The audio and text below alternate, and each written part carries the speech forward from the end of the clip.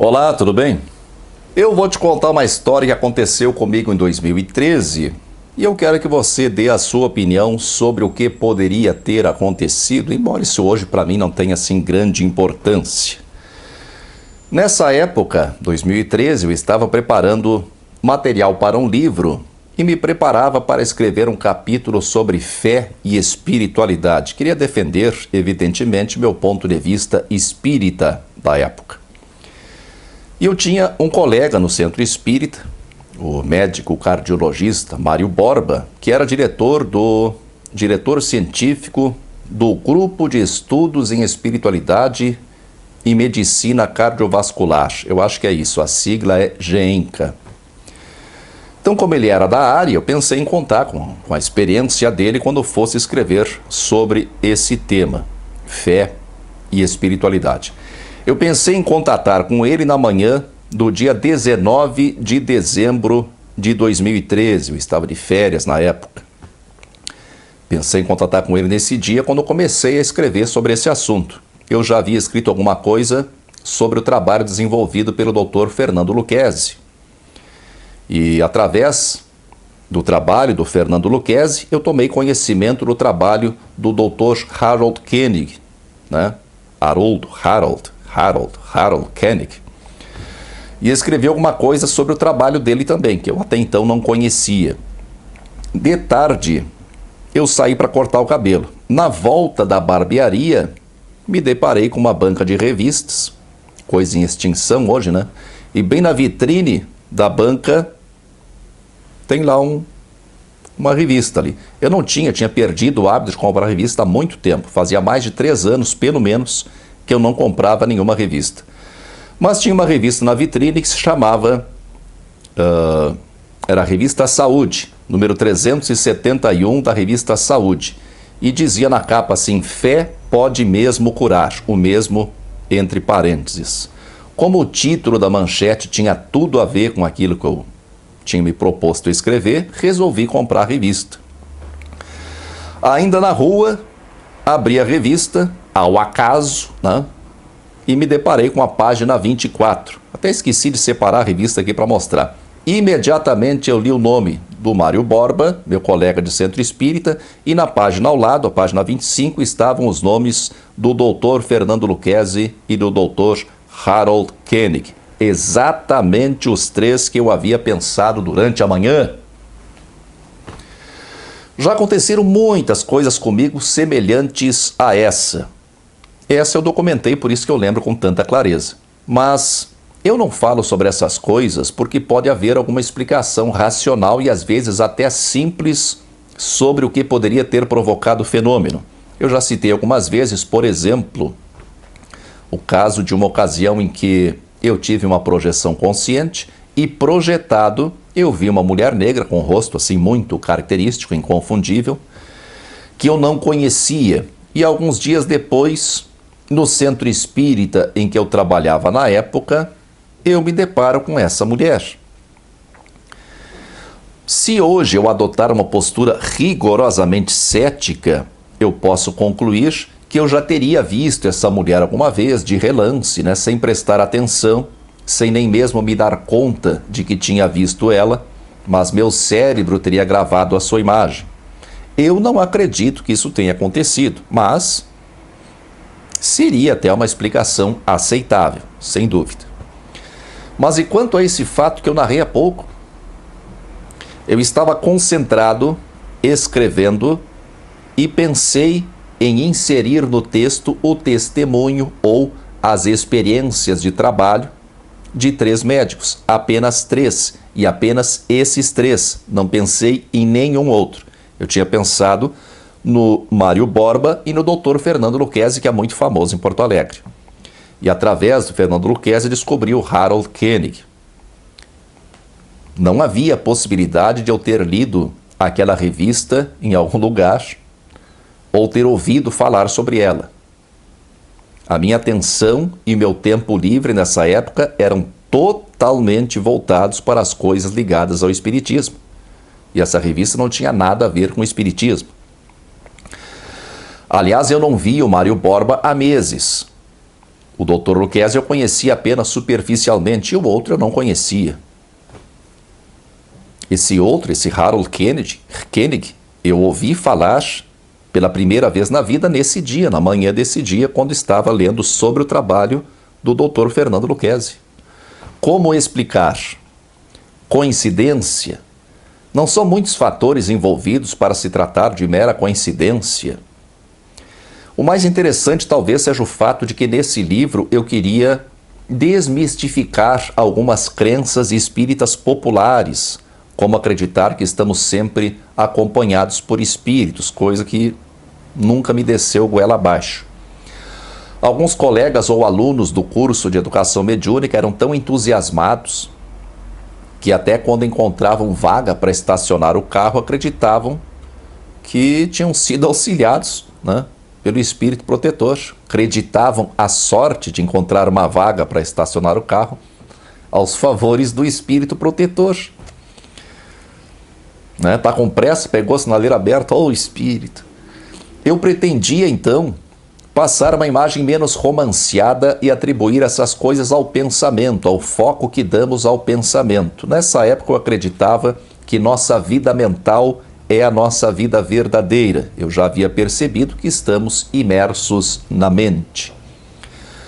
Como eu acreditava que nossa vida mental é a nossa vida verdadeira, achava fácil constatar isso, por exemplo, quando nós atravessamos momentos de crise emocional. É apenas um exemplo. Nessas horas nós não vemos mais nada pela frente, né? Quando estamos numa forte crise emocional. Tudo que não se refira ao assunto que estamos vivendo, né? O assunto da nossa crise, todo o resto perde importância. Isso ocorre, por exemplo, em casos de doença grave na família, ou quando se está brigado com alguém muito próximo, ou quando há uma situação material difícil, como a perda do emprego, ou um prejuízo financeiro bastante considerável. Todo o resto, nessas horas, perde importância. Tudo fica nublado, fica sem cor, fica sem vida. O pensamento fica obcecado nesse fato novo, né? Esse fato novo toma conta da mente. Isso, para mim, era indício de que a vida verdadeira é a vida mental, pois, embora todo o resto continue existindo, nossa mente só percebe aquilo que a está ocupando no momento. Eu percebia nessa época, hoje eu não presto muita atenção a essas coisas, meu foco é outro. Mas eu percebia nessa época que quando estamos focados num sentimento ou numa ideia, aparece um monte de coisas relacionadas a este sentimento ou a esta ideia. Se buscarmos na memória, certamente encontraremos alguma experiência nesse sentido. Um exemplo que eu costumava citar é quando se está preparando para um concurso público, ou para o vestibular, ou para um curso técnico que julgamos importante. Nesses momentos, a atenção se volta para o estudo. A atenção se volta para as coisas que se relacionam ao estudo. E você começa a notar coisas que antes não notava.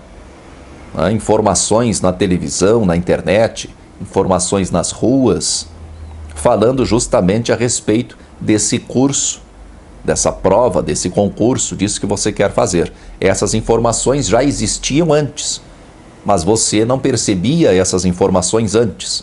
Você não tomava conhecimento delas. Outro exemplo que eu citava é de quando estamos apaixonados. Como a imagem da pessoa por quem estamos apaixonados é a imagem que predomina em nossa mente, é fácil confundir outras pessoas com essa pessoa por quem estamos apaixonados. É comum ver essa pessoa por quem estamos apaixonados em todos os lugares e nos surpreendemos ao constatar que não é ela de verdade. A mente está focada no objeto da sua paixão, né? E nos seus traços fisionômicos. E a ânsia de ver o objeto de sua paixão associa esses traços fisionômicos a outras pessoas que, quando a gente vai ver de perto, nem são parecidas. Outro exemplo que eu citava é quando nós queremos comprar alguma coisa que nós consideramos importante, né? Alguma coisa que nós não compramos com frequência. Uma coisa que deve ser assim muito bem escolhida e que representa muito para nós. Pode ser o caso de um carro, uma casa, né? Você obtém várias informações sem pedir. Você não está em busca de informações, mas elas aparecem. Seja através de conversas com amigos, num artigo de revista, nem se usa mais revista, quem é que lê revista hoje, né? Mas num artigo na internet, num jornal, enfim. Eu concluía com isso que tudo que nós queremos já existe. Nos 3 exemplos que eu citei, nada chamaria a atenção se nós não estivéssemos focados nessas coisas.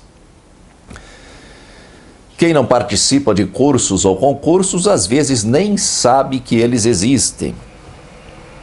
Quem não está apaixonado ou descornado, com perdão do termo, não confunde outras pessoas com objeto da sua paixão ou da sua descornice. Existe essa palavra?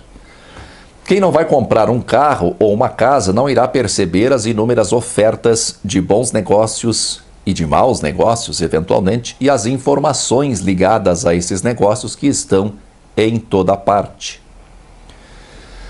E com isso eu concluía, então, que o que queremos já existe e que o nosso trabalho é sintonizar com essas coisas. Como o foco do meu trabalho naquele momento seria a reforma íntima, eu explicava tudo isso para dizer que com os nossos pensamentos e sentimentos acontece exatamente o mesmo. Por isso, a importância de mantermos o foco em coisas boas, em bons pensamentos, em bons sentimentos. Hoje eu penso muito menos do que antes e não sou tão seletivo com meus sentimentos. Hoje eu procuro observar os sentimentos. Quando eu sinto alguma coisa como raiva ou algo próximo da tristeza, como uma nostalgia, por exemplo, eu observo, sigo o seu rastro para procurar ver onde é que eles se escondem, de onde que eles vêm. Mas o fato é que eu não só estava focado no que estava fazendo, como estava escrevendo exatamente sobre isso. Nessa manhã do dia 19 de dezembro de 2013. Estava escrevendo sobre a importância do foco de nossos pensamentos e sentimentos. E aí me acontece isso, de pensar em 3 médicos para incluir seus posicionamentos e suas experiências em meu trabalho. Acontece de eu ser atraído para uma banca exposta na vitrine, né, uma revista exposta na vitrine da banca de revistas, comprar a revista, coisa totalmente fora dos meus hábitos, abrir a revista ao acaso. Sempre que eu falo com acaso eu lembro do Evangelho e Espiritismo, né? Evangelho segundo o Espiritismo, abrir o Evangelho ao acaso, né? Mas abri a revista ao acaso e me deparei com os nomes dos 3, exatamente os 3 em que eu havia pensado durante a manhã. Dorme com esse barulho, meu filho. Por isso eu sigo a máxima de Martim Fierro: no creio las brujas, pero que las hay, las hay. Muita força e paz para você.